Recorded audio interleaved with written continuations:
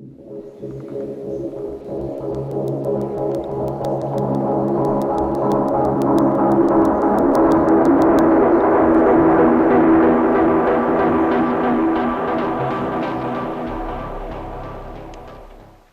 greetings from Terry here, D-Lab Electronics. As you know, over the weekend I was at the Michigan Antique Radio Club's Vintage Electronics Expo in Farmington Hills. Marcia and I had a great time. We met a lot of cool people. A couple guys actually brought me bottles of wine, right? And that'll come to good use here at D-Lab. But while I was there, I actually did buy something. Rather than just walking around shooting video, I spotted this jewel. I thought, man, I've got to resurrect that old amp. It has a lot of character. So this is a Premier Model 110. It is an attic find. I'll cut to the actual footage when I bought it here. But the amp is in need, obviously, of restoration. The power cord is deteriorated. I haven't opened it. I don't know anything about it. So we're going to go ahead and pop the back. I'll install a new power cord. We'll bring it up slow on the Variac and see if there's any life in this unit. I suspect it's going to need a lot of maintenance, but it's going to be well worth the efforts in the end. So here we go. Wish me luck. Yeah. All right, so you guys always see me walk through these swap meets and I buy nothing. And you say, Terry, why didn't you buy that amp? Oh, look over there. Well, guess what I did? I bought an amp. I got it from Kelton. He's from Tennessee. And this was a attic find? This is a true attic find out of a house in Murfreesboro, Tennessee. And it is as it was found. Nothing's been done to it. What you see is what you get, but it's actually in pretty good shape, all things considered. It's got a nice decal, the original speaker cloth. For you Catalan fans, Catalan knobs on top, bright red. Yeah. 1952, I believe, Premier Model 110, but I'm not the expert. Well, I'm not either. I've never actually worked on one of these. So this is going to be a great refurbishing type video. You guys will see it in a couple months on D-Lab Electronics. Thanks, man. Thank you much. All right. Well, first I'll show you the cabinet, cosmetics, label's in great shape, cigarette burns there.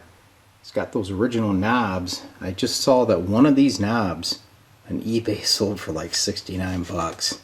Control panel's kind of dirty. It looks a little bit dented in, but that shouldn't be a big deal. Let's flip her around. And here she is backside. You can see the covering is in good shape. It looks like maybe they had something else connected to the back at one time, not sure, or maybe it's just missing screws. There's the input panel, but you can see the power cord is really mangled. There's no way I can fire it up in this condition. So let's get the back off, get a new cord on it. Alright, so you're seeing this as I see it. Luckily there's this shield in here with the perforated holes for the heat. So I'm guessing that means the mousies couldn't get in there.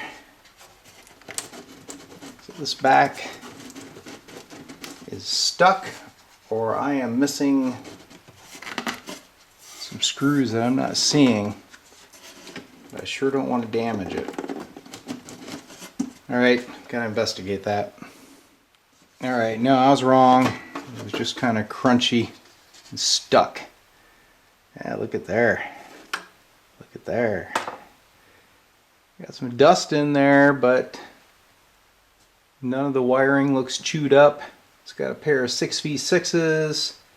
I'm guessing maybe a S6SL7 there. I don't know. We'll find out when I get it apart. But I've got to get the chassis out so we can take care of the power cord. But she looks good. That appears to be the original speaker too. So I'm just going to cut this old power cord off. No reason to fool with it.